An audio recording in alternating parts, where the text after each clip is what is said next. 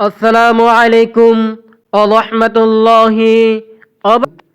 প্রদর্শক ও মণ্ডলী, আপনারা যেখান থেকে দেখতেছেন এই ইসলামিক ভিডিও, তাই আপনারা যারা যারা সাবস্ক্রাইব করেন নাই, আপনারা সাবস্ক্রাইব করে রাখুন ভিডিও পাওয়ার জন্য।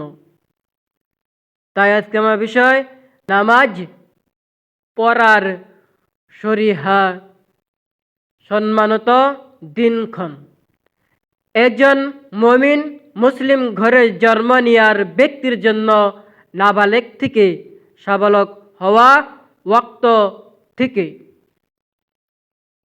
সাবালকের ক্ষেত্রে যে দিনের 5 ওয়াক্ত, যে ওয়াক্তে, আর সাবালিকার ক্ষেত্রে পবিত্র অর্জনের ওয়াক্ত থেকে নামাজ আদায় ফরজে আইন, অর্থাৎ আবশ্যক পালনীয়।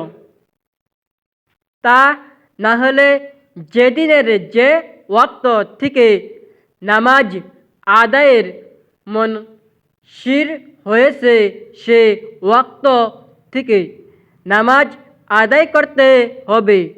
পরবর্তী নামাজ যা বালেক হওয়ার পরম্পর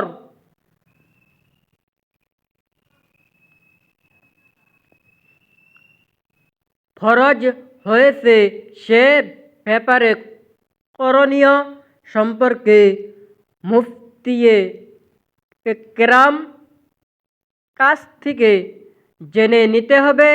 সারা জীবনও হুঁশ হয়নি, মৃত্যু যেন সময়ের ব্যাপার। তখনও নামাজের একটা যে পরিসীমা শরীয়তে ইসলাম রহিয়াছে, তা হচ্ছে ঘর ঘর শব্দের পূর্ব পর্যন্ত নামাজ পড়া সর্বশেষ। তাছাড়া কিয়ামতের পূর্বে নামাজ পড়ার সর্বশেষ সীমা হচ্ছে সূর্য পশ্চিম দিকে উত্থিত হওয়ার পূর্ব পর্যন্ত। এই সময় পর্যন্ত তওবাহর দরজা খোলা। বেনামাজির নামাজ আদায়ের শরীয়তে ইসলামের বাধা নেই, তবে প্রান্তিক অর্থ শেষ সীমা পর্যন্ত সময়ে পৌঁছা খুবই অপেক্ষিক বা অনিশ্চিত ব্যাপার। কারণ জন্মের সিরিয়াল আছে। ভিডিওটি যদি ভালো লাগে অবশ্যই লাইক করে দিবেন, আর যারা সাবস্ক্রাইব করেন নাই তারা সাবস্ক্রাইব করে রাখবেন। কিন্তু মৃত্যুর সিরিয়াল নেই। জন্ম হয় বড় ভাই বড় বোন, মেজ ভাই মেজ বোন, সেজ ভাই সেজ বোন, ছোট ভাই ছোট বোন, এই সিরিয়াল। কিন্তু মৃত্যুর সিরিয়াল নেই। 9 মাসের নাতি পুতির খাটিয়া 90 বছরের দাদা নানার কাছে থাকলে বিচিত্র কিছু নয়, কারণ মৃত্যুর কোনো সিরিয়াল নাই। এখন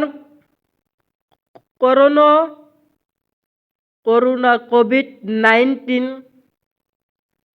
এর যুগ জামানায় আরও অনিশ্চিত হয়ে পড়েছে মৃত্যুর ধনক্ষণ।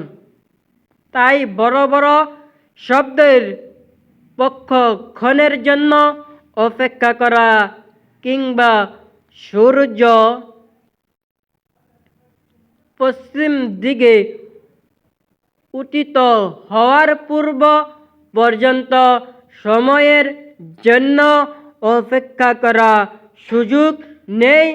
এখনই এই মুহূর্তে মহান আল্লাহর দরবারে অতীতের নামাজ কাজা করার জন্য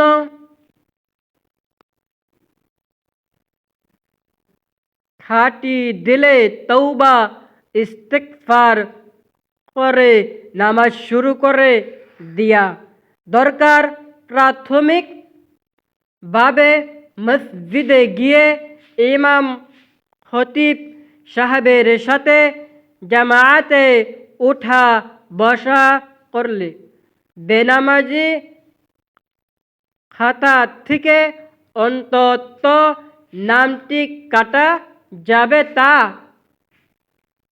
কম কিসের জরুরি ভিত্তিতে সেসব আপনাদের। যদি ভিডিওটি ভালো লাগে তাহলে লাইক দিন আর আপনাদের মতামত আমাদেরকে জানাবেন বলে আমরা আশা রাখলাম। তাই আপনারাও সুস্থ থাকুন, আমি সুস্থ আছি, দোয়া করবেন বলে আশা রাখলাম।